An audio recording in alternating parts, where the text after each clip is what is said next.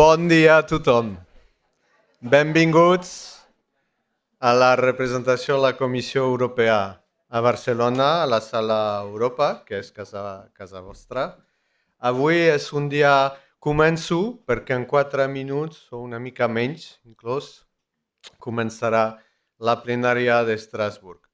Avui és un dia especial dedicat al discurs sobre l'estat de la Unió Europea de la presidenta von der Leyen.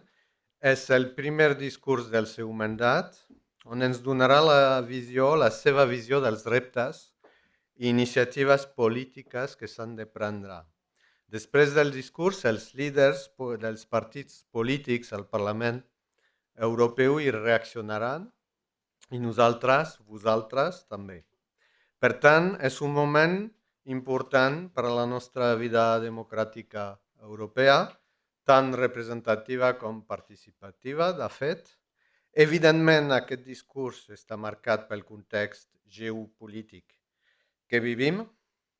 Europa està sent atacada, els seus valors, els seus interessos, la seva integritat territorial n'estan patint les conseqüències, com s'ha vist una vegada més aquesta nit, no sé si heu vist, a Polònia. I el que hem aconseguit fins ara està en perill. I de certa manera la brutalitat,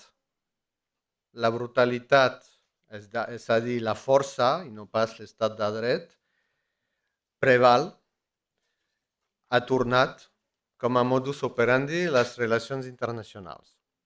Avui volíem fer un acte amb joves i per a joves, perquè el món que construïm conjuntament amb vosaltres avui serà bàsicament el món on viureu demà. Per això és sumament important entendre quines són les vostres perspectives, aspiracions, inquietuds i propostes d'acció. Important per a nosaltres com a policy makers, com a responsables polítics, perquè la nostra responsabilitat és precisament poder seguir oferint-vos o poder seguir protegint els nostres béns comuns, que són la pau i la seguretat, no només hard security, defensa, sinó també seguretat energètica, alimentària, tecnològica, també la democràcia. Estic segur que la presidenta parlarà de l'escut de la democràcia, la prosperitat, l'ocupació de qualitat, la competitivitat, el nostre model de benestar i la protecció del planeta, perquè sigui o torni a ser un entorn habitable per tothom, no el camí que està prenent amb incendis forestals, per exemple, o inundacions mortals com hem vist fa poc per tot arreu. Per tant, us puc assegurar que trobareu la presidenta amb un esperit combatiu, with fighting spirit.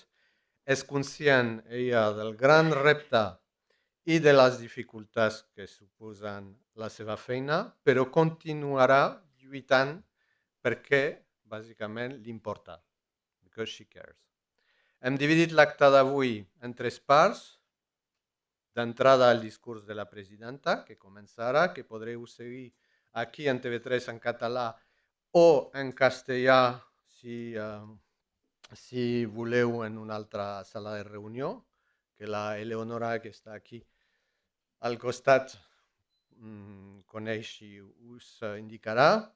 Una taula després moderada pel periodista Joan Raventós, excorresponsal de TV3, a Brussel·les. Gràcies, Joan, i a tots els ponents, la Júlia, la Teresa, la Mariona, el Tahà, que arribarà una mica més tard per la vostra participació avui.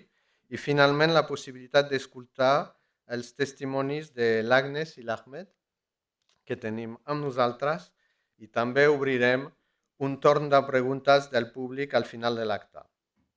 Aquesta sessió també la transmetrem ulteriorment a l'equip de la presidenta i per últim una qüestió pràctica, podeu seguir-nos i referenciar-nos a xarxes. El nostre nom és Comissió Europea tot junt tant a Instagram, X, Facebook i YouTube. I per descomptat, si voleu opinar sobre l'acte d'avui, podeu fer servir el hashtag Soteu, aquí, que és el que fem servir a tota Europa.